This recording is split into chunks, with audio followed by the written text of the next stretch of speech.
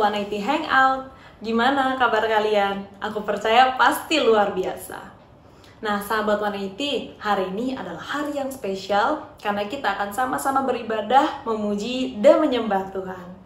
Sahabat 180, sebelum kita memulai ibadah kita pada hari ini, yuk kita sama-sama satukan hati dan pikiran kita dalam doa. Ya Tuhan, terima kasih untuk hari ini ya Bapa. Kalau kami boleh Tuhan mendapatkan kesempatan untuk berkumpul bersama-sama dalam ibadah online ini. Ya Tuhan, kalau sebentar lagi kami akan memulai ibadah kami, berikan Tuhan sukacita Tuhan dalam hati kami masing-masing Tuhan. Dan kami percaya hadirat-Mu nyata Tuhan dalam rumah kami masing-masing. Terima kasih ya Bapak, terima kasih Roh Kudus. Inilah doa kami Tuhan, kami sudah selesai berdoa dan mengucap syukur. Hanya di dalam nama Tuhan Yesus Kristus kami berdoa. Haleluya, amin. Selamat beribadah sahabat 180, God bless you. Shalom sahabat 180 semuanya, apa kabar? Aku percaya semua dalam keadaan yang sehat, penuh sukacita, damai sejahtera, amin. Mari sama-sama kita bawa hati kita dengan penuh ucapan syukur yang terbaik untuk memuliakan Tuhan Yesus. Oh, terima kasih Tuhan. Thank you Lord Jesus. Hallelujah. This is my desire to honor you, Lord, with all my heart. I worship you. All I have within me, all I have within me, I give you praise. All that I adore is in you. Lord, I give you my heart. Lord, I give you my heart. I give you my soul.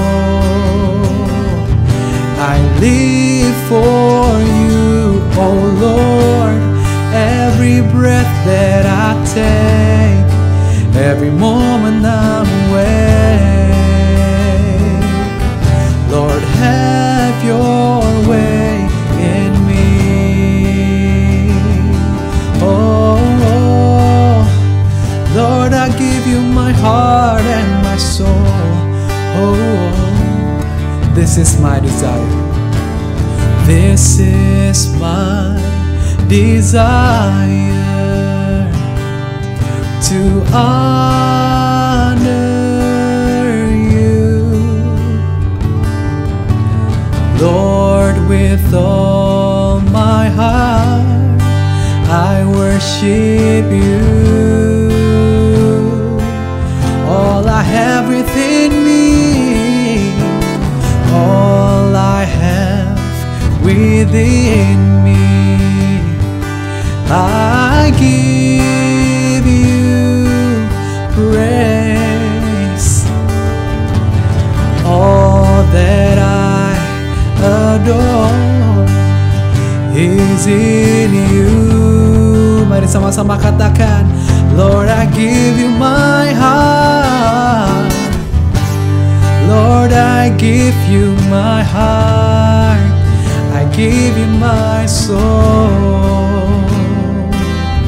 I live for you, oh Lord. Every breath that I take, every moment I'm awake. Lord, have your way. Lord, I give you, Lord, I give you my heart. I give you my soul. I live for you, oh Lord. Every breath that I take, every moment I'm awake. Lord, have your way in me. Lord, have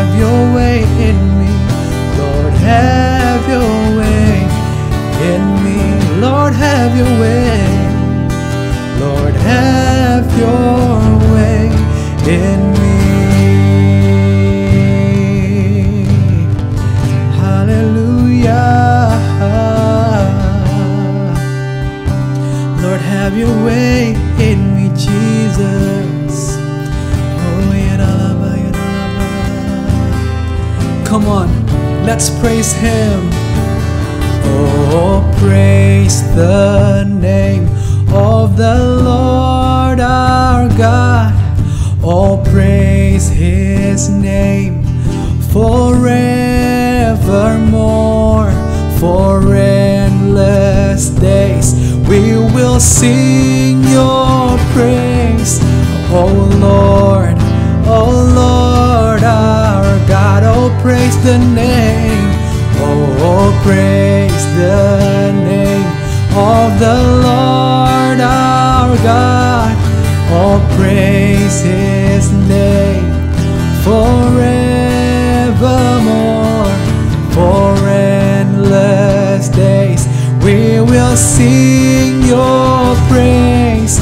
Oh Lord our God. Sama-sama tepuk tangan katakan, oh, praise the name of the Lord our God. Oh, praise His name forevermore. For endless days we will sing your praise. Oh Lord our God. Oh, praise the name. Oh, praise the name of the Lord our God. Oh, praise His name forevermore. For endless days we will sing your praise. Oh Lord our God. Oh Lord our God. Oh Lord our God. Oh, haleluya, haleluya. Berikan kemuliaan buat Tuhan Yesus. Kau dahsyat Tuhan. Haleluya. Shalom sahabat 180, senang sekali saya Roni Hereski bisa kembali menyampaikan firman Tuhan buat teman-teman semua. Sebelum dengerin firman Tuhan, yuk satukan hati kita berdoa. Tuhan, terima kasih buat berkat-Mu hari ini. Sampai hari ini kami bisa beribadah, menyembah Tuhan, memuji Tuhan, dan kami mau mendengarkan firman Tuhan. Buka hati kami Tuhan Yesus untuk Engkau taburi kebenaran firman dan Engkau berbicara kepada kami secara pribadi dan Engkau nyatakan apa yang Engkau maksudkan untuk kami lewati, untuk kami jalani, dan untuk kami hidupi bersama-sama Tuhan Yesus. Terima kasih Bapa, berkati hamba-Mu dan juga berkati semua yang mendengarkan firman Tuhan ini. Dalam nama Yesus, haleluya, amin. Puji Tuhan, hari ini saya akan menyampaikan firman Tuhan dengan judul Di manakah kepercayaanmu? Terambil dari dalam Lukas 8 ayat 25. Demikian firman Tuhan. Lalu katanya kepada mereka, di manakah kepercayaanmu? Maka takutlah mereka dan heran. Lalu berkata seorang kepada yang lain, siapa gerangan orang ini? Sehingga ia memberi perintah kepada angin dan air dan mereka taat kepadanya. Teman-teman semua, pertanyaan ini ditanyakan oleh Yesus. Tuhan Yesus sendiri mempertanyakan pertanyaan ini kepada murid-muridnya. Di manakah kepercayaanmu? Dan pertanyaan ini ditanyakan tepat setelah badai menerpa perahu mereka. Tepat setelah pergumulan yang berat. Tepat setelah Yesus menunjukkan kuasanya. Dan pertanyaan ini mungkin juga ditujukan kepada kita hari-hari ini waktu kita sedang menghadapi pergumulan yang berat. Waktu kita sedang menghadapi persoalan yang tidak tahu jawabannya ada di mana. Waktu kita kehilangan orang-orang yang dikasihi oleh kita. Pertanyaan ini muncul di dalam hidup kita juga. Saya dan teman-teman mungkin hari-hari ini juga sedang ditanyakan pertanyaan yang sama. Roni, di manakah kepercayaanmu? Dan teman-teman semua kita akan belajar dari kisah ini. Ketika Tuhan Yesus meneduhkan badai, dan ketika Tuhan Yesus melemparkan pertanyaan, di manakah kepercayaanmu? Mari kita temukan jawabannya. Apa yang Tuhan Yesus mau ajarkan kepada murid-muridnya, dan apa yang Tuhan Yesus juga mau ajarkan kepada kita sebagai anak-anaknya. Mari teman-teman kita akan lihat hal yang pertama yang Tuhan mau ajarkan dari perikop ini. Yang pertama adalah dengar Tuhan mau katakan apa. Yuk kita lihat. Di dalam ayat sebelumnya, di dalam Lukas pasal 8 ini teman-teman, di ayat yang ke-22 Tuhan katakan demikian. Marilah kita bertolak ke seberang danau. Tuhan bilang kita ini harus berlayar ke seberang danau. Mari. Dan Tuhan sendiri yang ajak murid-muridnya untuk naik ke perahu dan bertolak ke seberang danau. Menuju ke sebuah arah. Menuju ke sebuah tempat. Di sini Tuhan gak bilang, mari naik ke perahu dan kita gak tahu mau kemana. Tapi Tuhan bilang, marilah kita bertolak ke seberang danau. Dan saudara, kebenarannya, hidup saya dan teman-teman semua ini seperti sebuah perjalanan atau sebuah pelayaran. Setuju? Dan nahkodanya, pemimpinnya adalah Tuhan Yesus. Dan Tuhan Yesus yang sama 2000 tahun yang lalu melakukan hal yang ajaib kepada murid-muridnya dan diperlihatkan kepada murid-muridnya juga mau diperlihatkan kepada kita hari ini. Kalau Tuhan ajak kita untuk masuk ke dalam perahu yang penuh dengan ketidakpastian mungkin, yang penuh dengan banyak tanda tanya mungkin. Tapi saya mau bilang begini, dengar, perhatikan apa yang Tuhan katakan. Tuhan katakan, marilah kita bertolak ke seberang danau. Tuhan gak bilang stop di tengah-tengah kemudian kita berenang. Tapi Tuhan bilang dengan yakin marilah kita bertolak ke seberang danau. Saya percaya di dalam firman Tuhan ini mengandung janji Tuhan.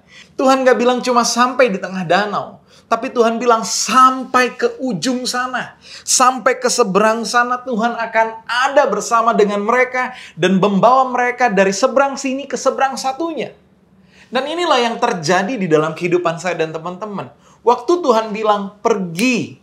Waktu Tuhan bilang yuk ikut aku. Saya tinggal percaya karena saya pernah mendengar Tuhan bilang aku akan membawa engkau sampai ke tujuan.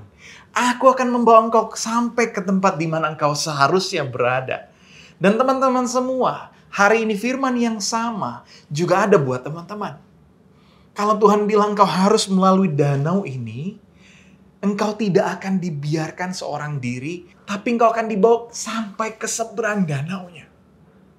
Dan inilah janji Tuhan buat saya dan teman-teman. Bukankah ini sebuah jaminan yang luar biasa? Dan yang sangat berharga. Bahwa apapun yang akan kita alami di tengah perjalanan, saya percaya Tuhan tidak pernah meninggalkan kita. Dan Tuhan sendiri akan membuktikan tangannya yang akan membawa engkau sampai ke seberang. Teman-teman semuanya, kalau hari-hari ini engkau sedang berada di tengah danau, engkau sedang berada di satu musim yang sulit, dan engkau bertanya, Tuhan, bagaimana? Bagaimana perjalanan ke depan? Bagaimana hidupku ke depan? Tuhan, bagaimana masa depanku? Tuhan, bagaimana dengan pekerjaanku? Tuhan, bagaimana dengan sekolahku? Tuhan, bagaimana dengan keluargaku? Saya mau ingatkan satu hal, saudara, Tuhan Yesus sudah berjanji kepada saya dan saudara semua, bahwa Dia akan membawa kita sampai ke seberang danau. Dia akan menuntun kita dengan tangannya sendiri yang ajaib akan membawa kita sampai ke tujuan akhir. Hal yang kedua yang Tuhan mau ajarkan adalah lihat Tuhan pernah lakukan apa. Nah, balik lagi waktu kita membaca firman Tuhan ini, waktu Tuhan bertanya, di manakah kepercayaanmu? Tuhan tanya sama murid-muridnya. Kalau kita mundur ke pasal-pasal sebelumnya, terlebih di Lukas pasal yang ke-6, waktu Tuhan pilih 12 murid, Tuhan itu nggak diem aja. Tuhan itu nunjukin bahwa Dia adalah pribadi yang berkuasa, dan Tuhan memperlihatkan di depan mata murid-murid bahwa Yesus yang memilih 12 murid adalah Yesus yang ajaib. Mari coba teman-teman mundur sampai ke Lukas pasal yang ke-6. Setidaknya ada 4 perbuatan mustahil. Setidaknya ada 4 perbuatan yang ajaib. Ada 4 mujizat yang Tuhan tunjukkan di depan mata murid-muridnya. Yuk, saya mau tunjukkan sama teman-teman semua. Lukas pasal 6 ayat 18. Ini yang pertama. Mereka datang untuk mendengarkan dia dan untuk disembuhkan dari penyakit mereka. Juga mereka yang dirasuk oleh roh-roh jahat beroleh kesembuhan. Orang-orang yang dirasuk oleh roh jahat beroleh kesembuhan, dilepaskan. Ini kemustahilan yang ditunjukkan oleh Tuhan dan kuasanya. Lukas pasal 7 ayat 9 dan 10. Setelah Yesus mendengar perkataan itu, ia heran akan dia.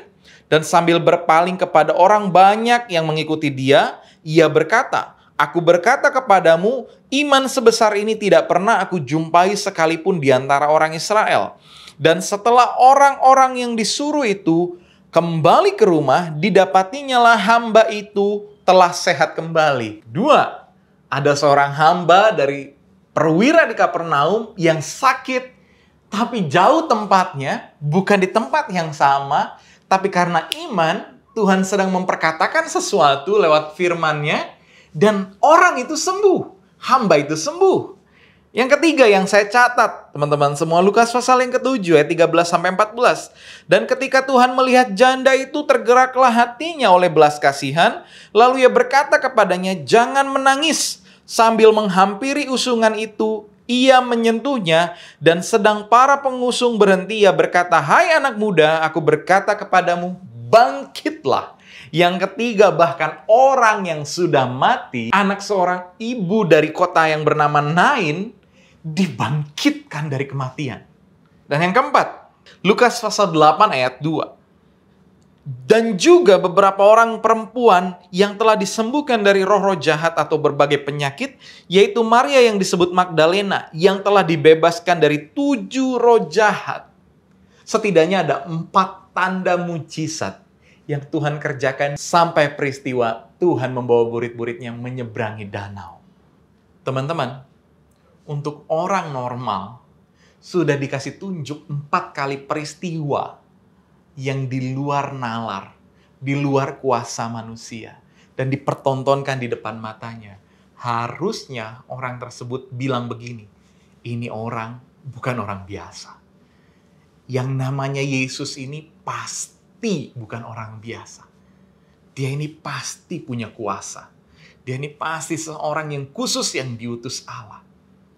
Dan teman-teman lihat, dari 4 tanda ini, kemudian terjadi peristiwa murid-murid di tengah danau dan mereka dihadapi dengan badai dan mereka ketakutan begitu rupa padahal ada Yesus di situ. Makanya ketika Tuhan bangun dan Tuhan menenangkan badai itu, Tuhan bertanya kepada murid-muridnya, "Di manakah kepercayaanmu?" Makanya saya bilang di poin yang kedua ini, lihat Tuhan pernah lakukan apa. Teman-teman, saya percaya Tuhan pernah melakukan hal yang ajaib dalam kehidupan saya dan teman-teman di masa lalu. Mungkin bulan lalu, tahun lalu, atau 2 tahun atau 3 tahun yang lalu. Tuhan pernah lakukan yang ajaib dalam kehidupan saya dan teman-teman. Saya mau ajak teman-teman, ayo rewind. Mari ingat kembali apa yang Tuhan pernah lakukan. Dan dari situ, kita bisa mendasarkan iman kita bahwa apa yang kita sedang alami sekarang ini adalah hal yang bisa Tuhan selesaikan juga.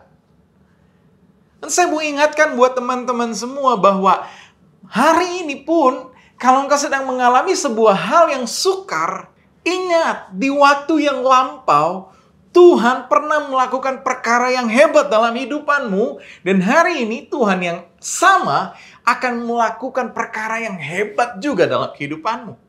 Teman-teman sekalian, saya mau bilang begini.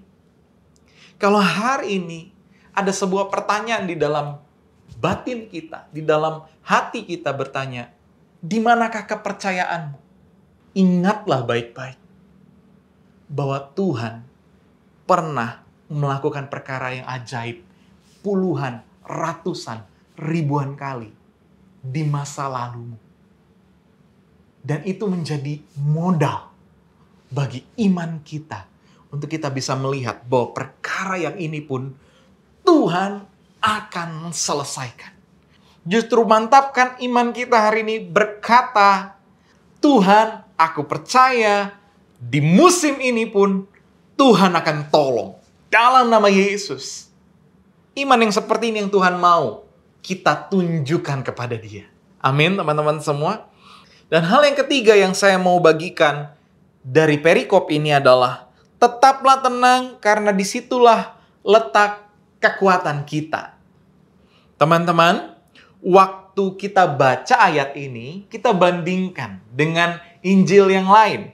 Misalnya di Matius atau di Markus. Karena peristiwanya sama, cuma cara penulisannya beda. Nah, mari kita lihat di dalam Markus pasal yang keempat, ayat yang ke-39. Waktu badai itu menerpa perahu itu, Tuhan bilang begini. Ia pun bangun menghardik angin itu dan berkata kepada danau itu, "Diam, tenanglah." Lalu angin itu reda dan danau itu menjadi teduh sekali. Saya mau bilang teman-teman semua begini. Waktu kita berada di dalam persoalan, waktu kita berada di dalam pergumulan, seringkali respon kita itu tidak tenang. Seringkali kita lebih banyak panik dibanding berdiam tenang. Ini sudah respon natural kita. Siapapun mereka pasti pernah mengalami hal ini. Dan rahasianya Alkitab yang kita baca memberikan sebuah pewahyuan bahwa kalau kita berada di tengah badai, kalau kita berada di tengah pergumulan, ada satu hal yang harus kita ambil, yaitu diam, tenang, cari wajah Tuhan. Yesaya 30 ayat 15 bilang begini, "Sebab beginilah firman Tuhan Allah yang Maha Kudus, Allah Israel. Dengan bertobat dan tinggal diam, kamu akan diselamatkan. Dalam tinggal tenang dan percaya terletak kekuatanmu, tetapi engkau enggan." Teman-teman sekalian, respon natural manusia memang panik. Respon kita biasanya waktu menghadapi masalah memang khawatir, takut. Tapi Alkitab ingatkan bahwa harusnya respon kita adalah diam, tenang, cari wajah Tuhan. Dan tetap tenang adalah sebuah kebiasaan yang perlu kita latih terus-menerus agar setiap badai menerpa kita, setiap kali pergumulan itu hadir di dalam kehidupan kita, kita bisa mendengar suara Tuhan. Karena suara Tuhan satu-satunya kuasa yang bisa menolong kita melewati badai. Amin, teman-teman. Maka itu mulai dari hari ini, teman-teman. Ingat 3 kunci ini waktu kita berada di tengah badai. Yang pertama, dengar Tuhan katakan apa. Tuhan bilang kita akan berjalan dengan Dia sampai ke seberang. Kita akan bersama dengan Dia sampai ke tujuan akhir. Yang kedua, lihat Tuhan pernah lakukan apa. Mari kita mau melihat apa yang pernah Tuhan lakukan di waktu yang lampau. Pertolongan demi pertolongan Tuhan yang pernah Tuhan nyatakan. Kekuatan demi kekuatan yang Tuhan berikan di waktu yang lalu. Lihat itu. Bawa itu dalam pergumulanmu hari ini. Supaya engkau bisa menatap ke depan. Bahwa engkau percaya Tuhan akan menyelesaikan pergumulan hari ini juga. Dan yang ketiga, tetaplah tenang. Karena disitulah letak kekuatan kita. Saya mau berdoa buat teman-teman semua. Supaya pengalaman iman bersama Tuhan di waktu yang lalu bisa teman-teman jadikan modal untuk teman-teman bisa tetap percaya untuk langkah-langkah ke depan. Kalau ada suara di dalam hati berkata, "Di manakah kepercayaanmu?" Kita mau jawab begini. Imanku kuletakkan di dalam Yesus, sumber kekuatan dan sumber pengharapan. Amin. Engkau yang sedang di tengah badai, angkat tanganmu di hadapan Tuhan hari ini. Saya akan berdoa buat teman-teman. Tuhan, Engkau melihat setiap anak-anak-Mu yang Engkau kasihi, yang sedang berada di tengah badai. Hamba nggak ngerti badai apa yang sedang mereka alami.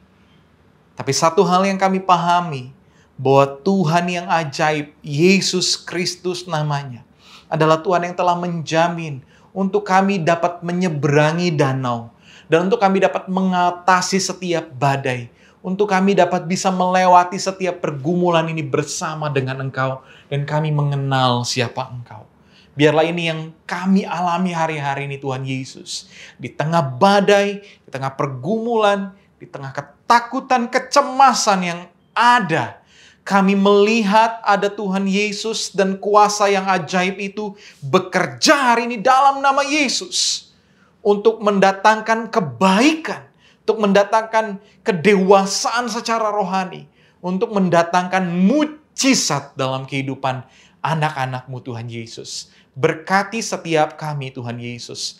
Berkati firman Tuhan hari ini Tuhan Yesus. Dan kami berdoa Tuhan Yesus, hari ini Engkau menyediakan kemenangan bagi kami. Kemenangan yang gilang gemilang. Masa depan yang penuh dengan harapan di hadapan kami. Karena kami percaya pribadi yang membawa kami adalah Yesus Kristus Tuhan. Dalam nama Yesus kami berdoa dan mengucap syukur. Haleluya. Amin. Selamat mengalami hidup yang berkemenangan di dalam Tuhan. Tuhan Yesus memberkati.